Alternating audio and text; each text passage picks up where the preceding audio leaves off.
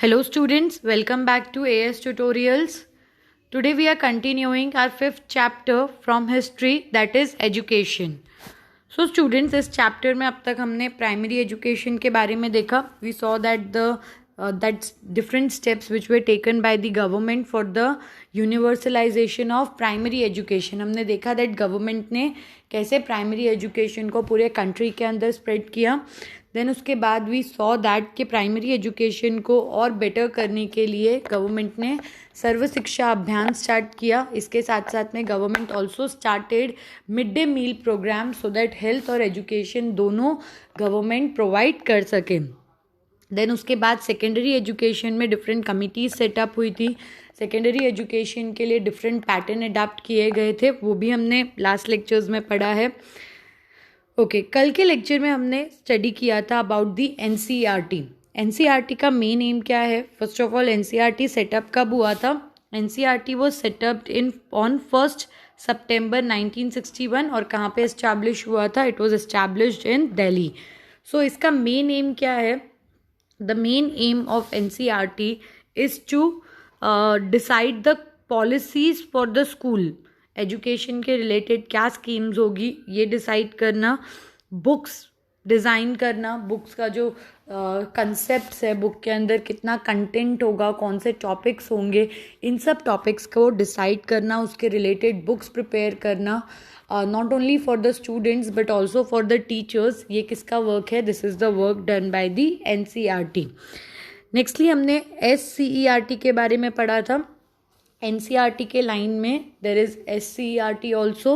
It works under the guidelines of NCERT.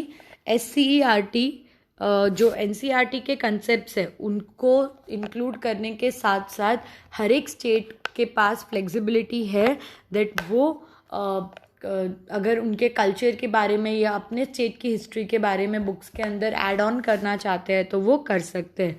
Maharashtra के अंदर booking का पूरा रिस्पॉन्सिबिलिटी, बुक्स का पूरा रिस्पॉन्सिबिलिटी जो है वो किसने लिया हुआ है? बाल भारती. बाल भारती जो है produces and publishes the text books for the students. Workbook भी प्रिंट करती है.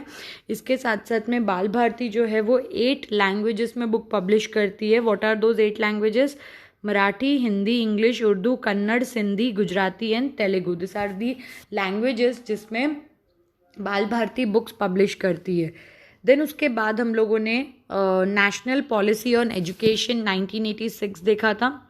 वी सॉ दैट कि इस पॉलिसी के अंदर कुछ चेंजेस किए गए थे on in all type of schooling, मतलब प्राइमरी हो, सेकेंडरी हो या फिर हायर सेकेंडरी हो.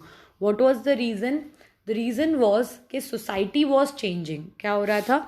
सोसाइटी चेंज हो रही थी और अगर हमें सोसाइटी के साथ चलना है, अगर हमें उन्हें चेंजेस को मैच करना है तो हमें क्या करना पड़ेगा?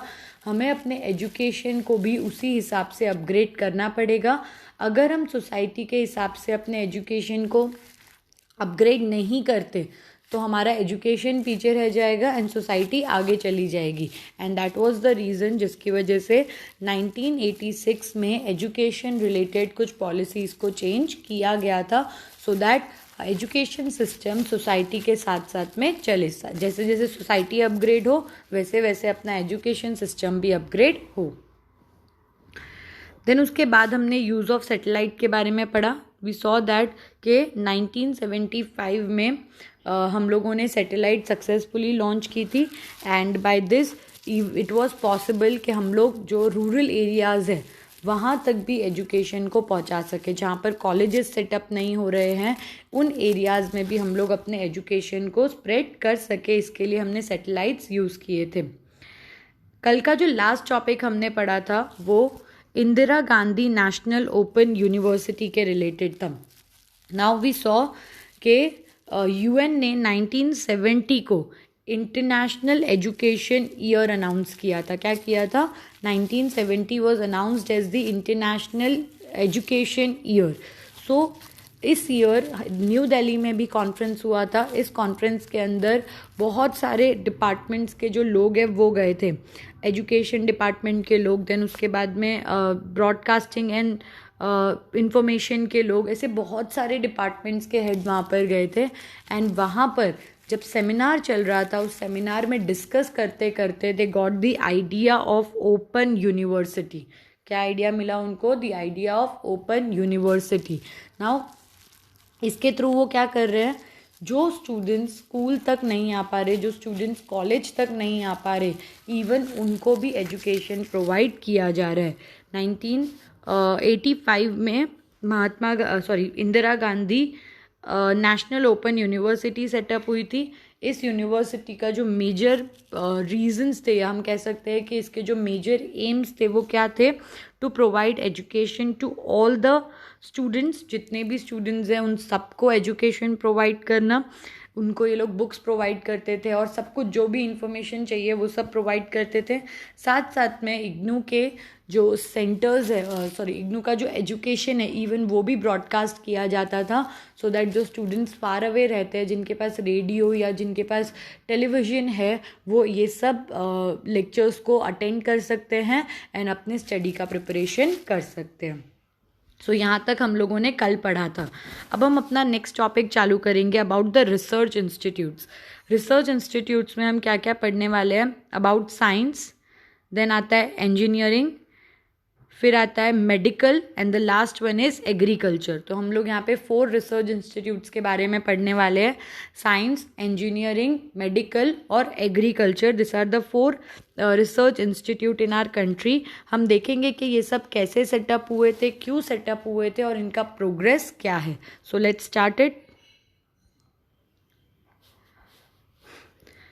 In the post-independence period in 1950, the Council of Scientific and Industrial Research (CSIR) was established with the objective to promote scientific research in the country and to take the benefits of the research to all the people.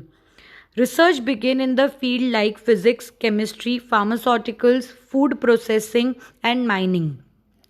In order that industry benefit from this research, contracts were signed with industrial institutes that helped to reduce our imports and save foreign currency. This institute also motivated fundamental research. The laboratories of council also played an important part in bringing back to the country student who had gone abroad for higher education. क्या बोला हुआ है यहाँ पे? That India के अंदर भी after independence इस रिसर्च इंस्टीट्यूट सेटअप हुए थे. रिसर्च इंस्टीट्यूट का मेन एम क्या था? दैट कंट्री के अंदर रिसर्च करना ताकि अपनी कंट्री के लोगों को बेनिफिट मिल सके. यूजुअली क्या होता है कि जब हम दूसरी कंट्री से टेक्नोलॉजीज़ लेते हैं, जब हम खुद रिसर्च नहीं करते, तो हमारा जो मेजर अमाउंट ऑफ मनी है वो फॉरेन कंट्री में चला जाता है पेमेंट्स करने में. सो रिसर्च इंस्टीट्यूट हमने सेटअप किए थे ताकि हम डिफरेंट चीज़ों पे रिसर्च कर सके, नई नई चीज़ें बना सके एंड जो फॉरेन करेंसी हम लोग परचेसिंग में वेस्ट कर रहे हैं, हम वो पैसे को सेव कर सके. नेक्स्टली यहाँ पे क्या बताया हुआ है? डिफरेंट लेबॉरेटरीज सेटअप की गई थी. इंडस्ट्रीज़ के साथ इन लोगों ने टाई अप किया था कि रिसर्च सक्सेसफुल हुआ तो वो लोग अपनी टेक्नोलॉजीज़ किसको देंगे? इंडस्ट्रीज़ को देंगे. कॉन्ट्रैक्ट्स वगैरह साइन हुए थे एंड धीरे धीरे करके इंडिया के अंदर रिसर्च का वर्क जो है वो इम्प्रूव होने लगा. इसके साथ साथ में जो स्टूडेंट्स, क्योंकि पहले हमारी कंट्री के अंदर रिसर्च इंस्टीट्यूट्स नहीं थे, तो स्टूडेंट्स जिनको रिसर्च में इंटरेस्ट है वो अब्रॉड गए हुए थे स्टडी करने, फॉरेन कंट्री गए हुए थे. बट इंडिया में रिसर्च इंस्टीट्यूट सेटअप होने के बाद they also came back to our country. अभी यहाँ पे अचीवमेंट्स बताए हैं कि CSIR ने क्या क्या चीज़ें अचीव की थी अपने रिसर्च के through. The achievement of CSIR include the ink used in the voting for making voters' finger during election, marking voters' finger during election, medicines for malaria, elephantiasis and tuberculosis, water purification technology, reduction in the time required for bamboo production. It also used DNA fingerprinting for the first time in India. Conducted a genetic study of the Adivasis of Andamans and proved that those tribes are 60,000 years old and developed the earthquake early warning alarms. क्या क्या चीज़ें इन लोगों ने research के through बनाई?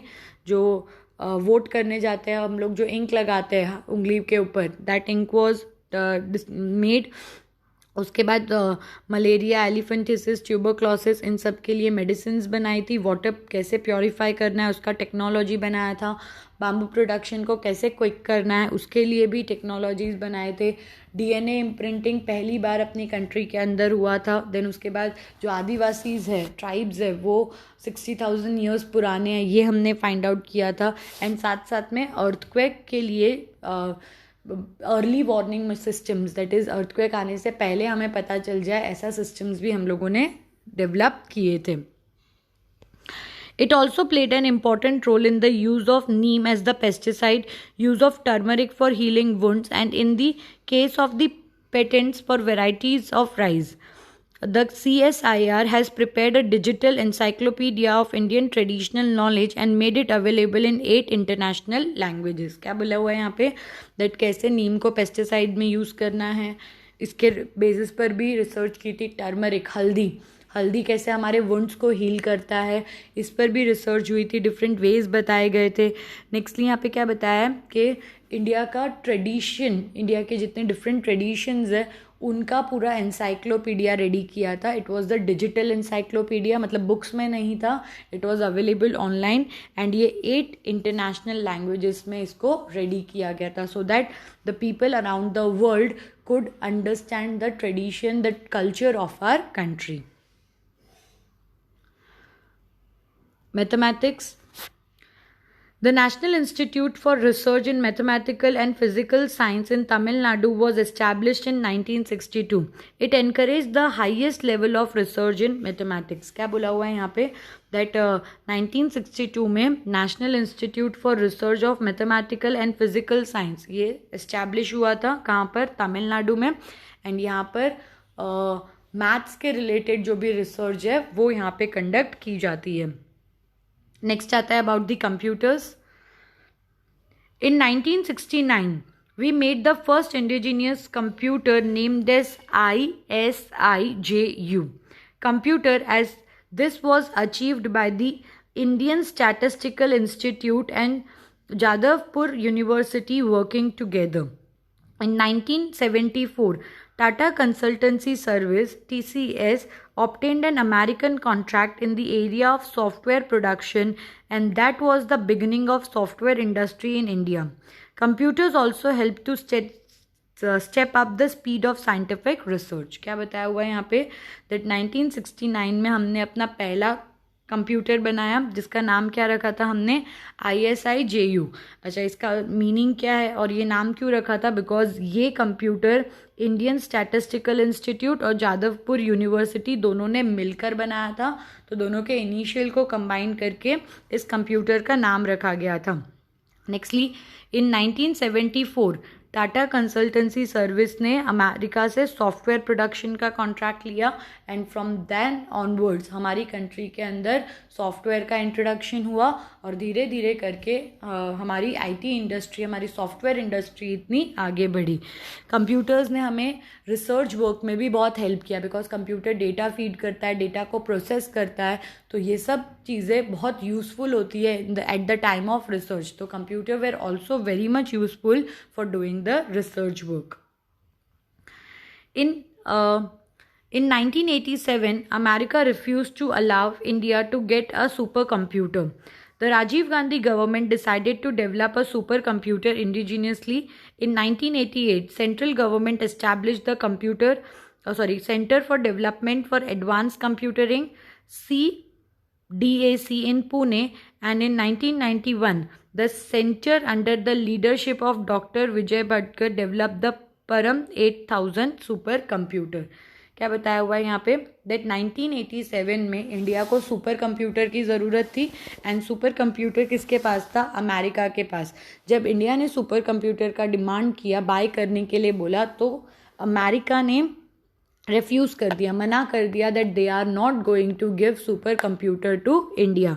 And तब उस time पे किसकी गवर्नमेंट थी, राजीव गांधी की गवर्नमेंट थी।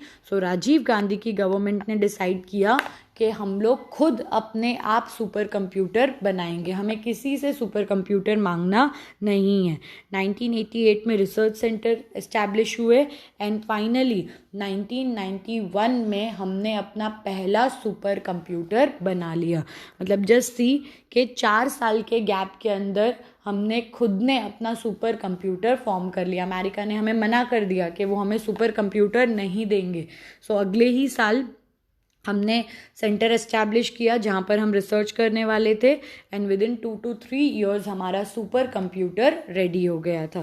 सो by this we can say that India के अंदर कितना टैलेंट है, हमारे पास कितने ह्यूमन रिसोर्सेज है, और अगर हम उन ह्यूमन रिसोर्सेज को प्रॉपर तरीके से यूज़ करें तो हम लोग अपनी सारी प्रॉब्लम्स को सॉल्व कर सकते हैं। हमें किसी पर भी डिपेंडेंट रहने की ज़रूरत नहीं पड़ेगी। Bhabha Atomic Research Center. The institute has conducted valuable research in the field of nuclear physics, solid-state physics, spectroscopy, chemical, and life science. It also started a school to train scientists for setting up nuclear reactors. Bhabha Atomic Research Center, they are mainly known for the nuclear reactor. हमारी country अगर nucleus में self sufficient हुई है तो इसका reason क्या है? बाबा atomic research centre, यहाँ पर ही ये सब चीज़ें बनती है एंड जो न्यू साइंटिस्ट है उनको न्यूक्लियर का ट्रेनिंग भी इस सेंटर पर दिया जाता है। सो यहाँ पर हमारा science that is research institute में से साइंस का पार्ट जो है वो कंप्लीट होता है। अब हमारा नेक्स्ट पार्ट आता है अबाउट द इंजीनियरिंग। साइंस के पार्ट में हमने क्या क्या देखा? दैट इंडिया ने अपना रिसर्च इंस्टीट्यूट इस्टेब्लिश किया, यहाँ पर हमने डिफरेंट चीज़ों को रिसर्च करके डेवलप किया। हमारे जो स्टूडेंट्स अब्रॉड गए थे वो भी वापस आए एंड धीरे धीरे करके इंडिया के अंदर रिसर्च का वर्क बढ़ता गया। फिर हमने मैथमेटिक्स का देखा दैट 1962 में तमिलनाडु में मैथमेटिकल इंस्टीट्यूट सेटअप हुआ था और वहाँ पर मैथ्स को लेकर सारे रिसर्च होते हैं। कंप्यूटर्स के केस में हमने देखा दैट 1969 में इंडिया ने अपना पहला कंप्यूटर बनाया। देन उसके बाद इंडिया के अंदर सॉफ्टवेयर का इंट्रोडक्शन हुआ इन 1974। 1987 में हमने अमेरिका से सुपर कंप्यूटर मांगा बट उन्होंने हमें देने से मना कर दिया। सो फाइनली 1991 में हमने खुद का अपना सुपर कंप्यूटर बना लिया। अब हमारा नेक्स्ट पार्ट आता है about the engineering.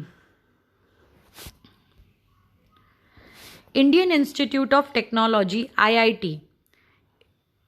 India's first IIT was set up at Kharagpur in West Bengal in 1951. The objective of this institute was that higher and advanced education in all branches of engineering should be available in India and meet country's need. The engineering college at Powai, Chennai, Kanpur and New Delhi were converted into IITs. The Soviet Union, America, Germany and UNESCO all extended help to set up these institutes. The IITs in India were given the status of deemed university and BTech and MTech courses were started here. Admission through entrance exam, nominal fees and reservation for students are the special feature of the IIT Institute. In the decade from 1970 to 1980, a large number of IIT students began to leave for foreign country, causing the brain drain crisis. However, this situation changed after 1990. IITs were also established in Guwahati in 1994 and Roorkee in 2001. Okay, क्या बताया हुआ है यहाँ पे? That हमारी country में पहला IIT, अभी आप लोग सुनते होंगे दैट इंजीनियरिंग के लिए जो बेस्ट इंस्टीट्यूट्स होते हैं वो आईआईटी के इंस्टीट्यूट्स होते हैं। बच्चे पूरा 11th-12th स्टैंडर्ड प्रिपेयर करते हैं ताकि वो आईआईटी के जो एंट्रेंस एग्ज़ाम्स होते हैं उन एंट्रेंस एग्ज़ाम्स के अंदर क्लियर करें। सो पहला ये जो आईआईटी था वो हमारी कंट्री में कहाँ पर सेटअप हुआ था? वेस्ट बंगाल में सेटअप हुआ था। एंड कब सेटअप हुआ था? In the year 1951। इसका मेन एम क्या था? दैट इंजीनियरिंग के जितने भी ब्रांचेस है सब ब्रांचेस में एडवांस एजुकेशन प्रोवाइड करना।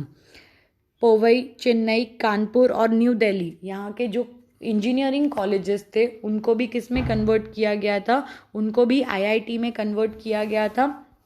और इसको Soviet Union, America, Germany, UNESCO, इन सब कंट्रीज़ ने इंडिया की हेल्प की थी ताकि हम IITs को प्रॉपर तरीके से इस्टेब्लिश कर सके। यहाँ पर एडमिशन्स कैसे होते हैं? Through entrance exam. Okay, admissions लेने के लिए आपको क्या करना पड़ता है? You have to clear the entrance exam. Fees बहुत कम होती है। नेक्स्टली जो स्पेशल कैटेगरी के स्टूडेंट्स हैं उनको यहाँ पर रिजर्वेशन भी मिलता है। 1970s से 1980s तक IIT से क्या हो रहा था दैट बहुत सारे स्टूडेंट्स क्लियर होते थे एंड देन उसके बाद फर्दर स्टडीज़ के लिए फॉरेन कंट्री चले जाते थे। बट बाद में 1990 के बाद सिचुएशन इम्प्रूव हुई। इंडिया के अंदर गुवाहाटी दैट इज़ आसाम और रुड़की दोनों जगह पर IIT के सेंटर्स सेटअप हुए। So this was about the IITs। Okay, so यहाँ पर हमने IIT के बारे में पढ़ा। वी सॉ दैट पहला IIT वेस्ट बंगाल में सेटअप हुआ था 1951 में। इसका मेन ऑब्जेक्टिव क्या था? To provide the advance knowledge in the field of engineering. यहाँ पर जितने भी पुराने इंस्टीट्यूट्स इन पवई, चेन्नई, कानपुर और न्यू दिल्ली, इन सबको IITs में कन्वर्ट किया गया था। अमेरिका, जर्मनी, सोवियत यूनियन और यूनेस्को, इन सब ने इंडिया की हेल्प की थी टू सेटअप IIT। IITs में फ़ीस बहुत कम होती है। एंट्रेंस एडमिशन के लिए you have to give the entrance exam and यहाँ पर रिजर्वेशंस भी होते हैं। सो आज हम लोगों ने IIT तक पढ़ा। अभी कल हम IIMs के बारे में पढ़ेंगे और हम स्टडी करेंगे about the research in medicine and agriculture and finally हमारा चैप्टर ख़त्म हो जाएगा। ठीक है students, thank you for today.